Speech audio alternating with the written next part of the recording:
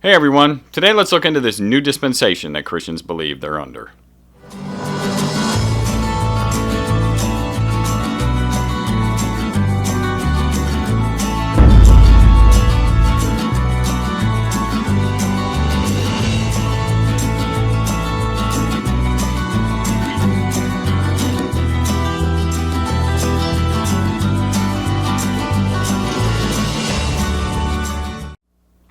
Shalom everybody, and welcome to Beit Tefillah Basics. Christians seem to believe that they're under some sort of new dispensation.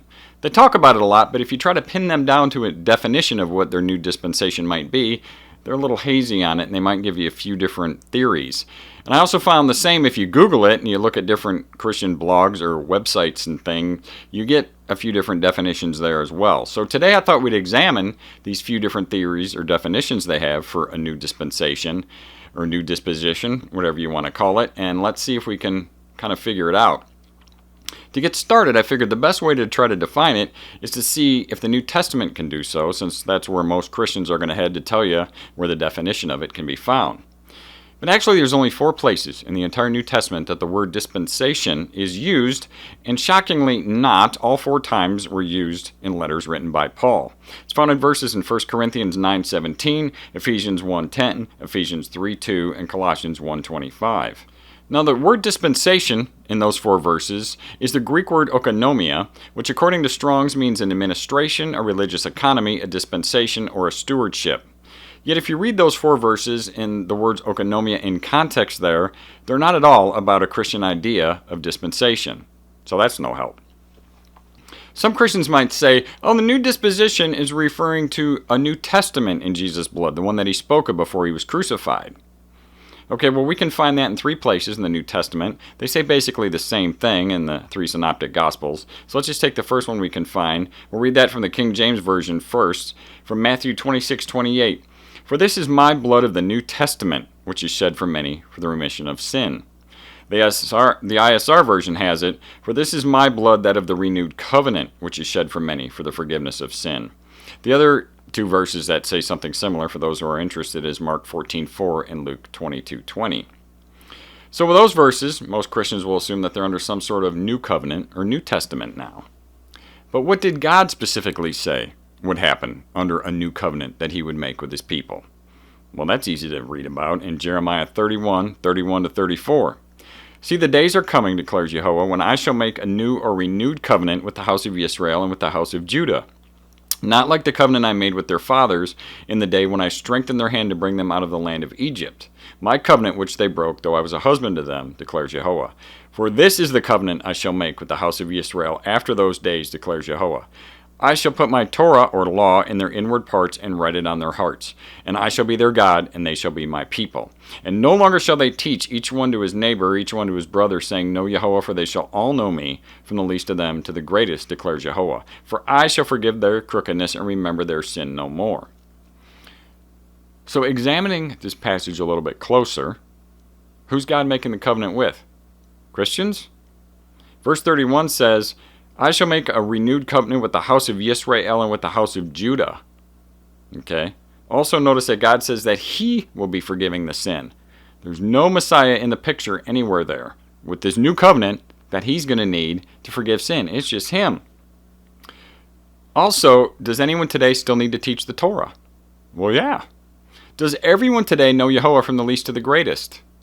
No. Has all the sin been forgiven? Nope. Notice that God also said that he's going to write the Torah on our hearts. Well, that's a Hebraic expression, meaning that those who are his people will love to do his Torah. It's going to be on our hearts. We'll automatically know it. No one's going to need to teach it. No one's going to need to know him, because we're all going to know him, or we're all going to be walking according to his Torah. It's not just, it's been done away with. It's written on our hearts, so it's done away with, like Christians claim. That's absolutely ludicrous. For a deeper study into this new covenant idea that churchianity thinks they're under, please see this video entitled, Is There a New Covenant? I'm going to put a link to that below in the description. Another thing that Christians might claim is that they're now under grace instead of the law, which some claim is their new dispensation, or they're under a dispensation of grace. Well, in the New Testament, the word grace, which was translated from the Greek charis, is found 156 times. The word is not found one single time in the Gospel of Matthew or Mark. It's found only 3 times in the Gospel of John, and none of those times was it recorded as being spoken by Jesus. It's found 5 times in the Gospel of Luke, and it's used by Jesus in only 2 passages. And in neither case that Jesus supposedly spoke it did it have anything to do with some sort of idea of salvation by grace. And you'd think that if people were going to be saved by grace by a New Testament Messiah, that certainly he would have mentioned it at least once, wouldn't you? But he didn't. Who did? Oh, the so-called Apostle Paul used it 96 out of the 156 times that it's found in the New Testament. Let's hear one of his examples. Written in Ephesians 2, 8-9. For by grace you have been saved, through belief, and that not of yourselves. It is a gift of God, it is not by works, so that no one should boast. So Paul thinks that grace is not by works. Does that line up with what God said? The very first verse in the Old Testament, or Tanakh, that mentions grace is the verse in Genesis 6:8. But Noah found grace in the eyes of Yehovah. Grace in that verse comes from the Hebrew word chen, which besides grace, it can also mean graciousness or favor. But why did Noah find grace, graciousness, or favor in the eyes of God? Well, we're told just a few verses later in Genesis 6:9 that Noah was a righteous man, perfect in his generations, and Noah walked with God. Well, what's the definition of righteousness? If there's only one in the Bible, it's Deuteronomy 6:25. And it is righteousness for us when we guard to do all this command before Yehovah our God as he has commanded us. So Noah was given grace or favor from God due to his actions, which was his obedience in keeping God's commands. That grace was merited favor from God due to Noah being righteous. Let's also read 1 Kings 8:32. Then hear in heaven and act and judge your servants, condemning the wicked, bringing his way on his head, and justifying the righteous by giving him according to his righteousness. And in Jeremiah 17:10, I, Yehovah, search the heart, I test the mind, even to give every man according to his ways and according to the fruit of his doings. Works is what's meant by the fruit of his doings. Let's hear this promise from God as written in Isaiah 56, 6-7. Also the sons of the foreigner who join themselves to Yehovah to serve him, to love the name of Yehovah and to be his servants, and everyone who keeps from defiling the Sabbath and holds fast my covenant, even them I will bring to my holy mountain and make them joyful in my house of prayer.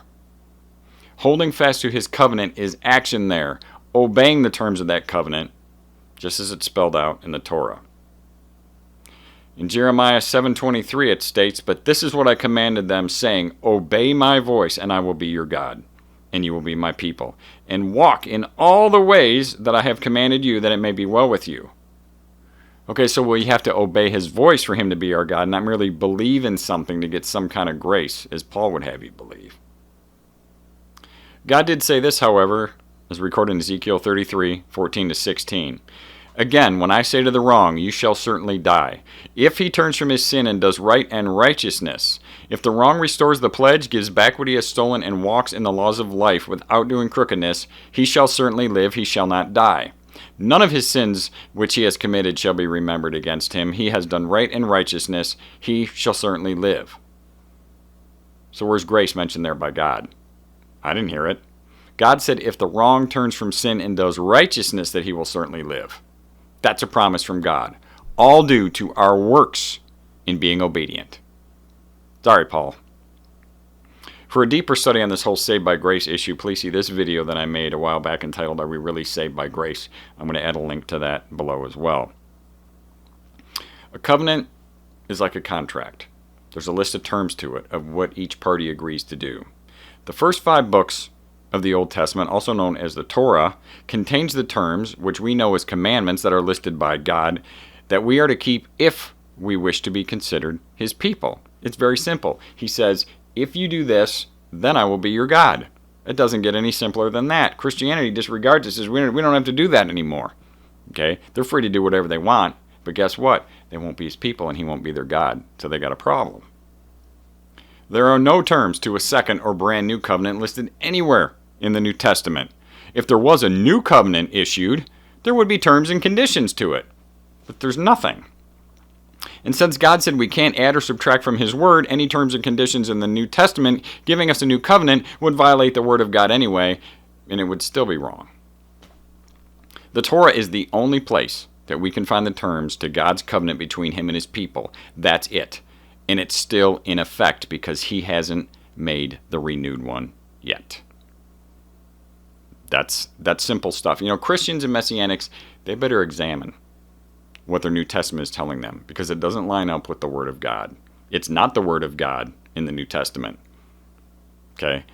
The Word of God is found in the Old Testament, or the Tanakh, especially in the first 5 books of the Bible known as the Torah. So that's pretty much a big no for there being any kind of new dispensation. So people who believe in that need to study the Word of God, because this is pretty basic and simple stuff, okay? But anyway, that's all I have for today. Thanks for watching, and thanks for being a part of Beit Tefillah. Please sub to our channel if you haven't done so yet.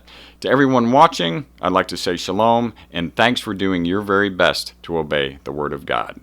Everybody be blessed, and have a wonderful day.